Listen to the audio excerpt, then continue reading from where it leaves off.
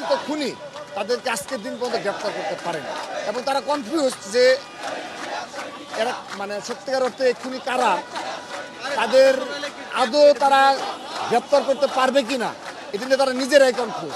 ঢাকা বিশ্ববিদ্যালয়ের sir F Rahman হলেন ছাত্রদলের সাহিত্য প্রকাশনা বিষয়ক সম্পাদক শাহরিয়ার আলম সাম্য হত্যার বিচারের দাবিতে সঠিক তদন্তের মাধ্যমে সুষ্ঠু তদন্তের মাধ্যমে অপরাধীদের গ্রেপ্তার এবং বিচার নিশ্চিত করার দাবিতে আমরা বিগত প্রায় 7টি কর্মসূচি পালন করেছি। তো সেদিন আমরা বারবার বলেছি যে মূল অপরাধীরা তাদের গ্রেপ্তার করতে হবে, কারণ সাম্যের হত্যাকারীরা যদি গ্রেপ্তার না হয় তাহলে ঢাকা বিশ্ববিদ্যালয়ে এরকম একজন শিক্ষার্থীকে অপরাধীদের গ্রেপ্তার করতে না পারে তাহলে রাষ্ট্রের অপরাপর যে নাগরিক রয়েছে তাদের নিরাপত্তা কোথায়। আমরা এই দাবিতে আজকে এখানে আবারও একত্রিত হয়েছি এবং ইতিমধ্যে ঝড় বৃষ্টিকে উপেক্ষা করে মুষলধার বৃষ্টিকে উপেক্ষা করে নেতাকর্মীরা রাস্তায় অবস্থান নিয়েছে। আমাদের দাবি হলো ইতিমধ্যে 8 দিন অতিবাহিত হয়েছে, আজকে 9ম দিন।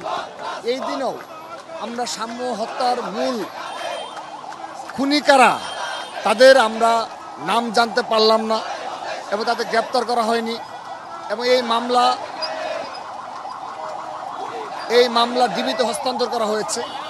আমরা ডিবির কর্মকর্তাদের সাথে কথা বলেছি, তারা যখন আমাদের সাথে কথা বলে তারা নিজেরাই কনফিউজড যে এখানে সিসি ক্যামেরা ছিল না, ফুটেজ পাচ্ছে না এবং তারা এটা কীভাবে মানে তৎকালীন সময়ে যদি শাহবাগ থানা পুলিশ দ্রুততম সময়ে পুরো এলাকায় রেড দিত কিংবা প্রশাসন এত তৎপর হতো তাহলে হয়তো গ্রেপ্তার হতো তাদের যে ভাষ্য, কিন্তু সে ধরনের কোনো তৎপরতা তারা দেখায়নি।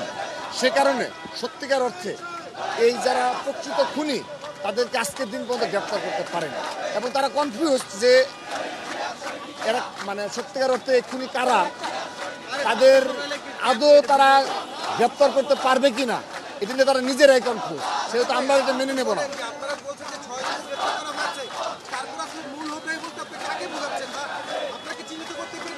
শুনুন, যখন একজন এই ধরনের যখন হত্যাকাণ্ড সংগঠিত হয় আমরা কিন্তু পুলিশ মানে প্রশাসনের কাছ থেকে আমরা জানতে পারি যে অমুক মূল অপরাধী মূল হত্যাকারী গ্রেপ্তার করা হয়েছে, তারা তো নিজেরাই বলতে পারছে না।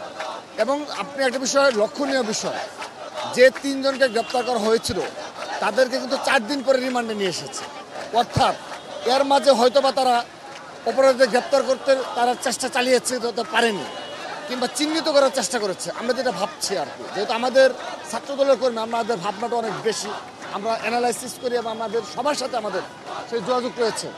তো সে কারণে আমরা যেটা ভেবেছি যে যেটা আমাদের মনে হচ্ছে যে এই 4 দিন পরে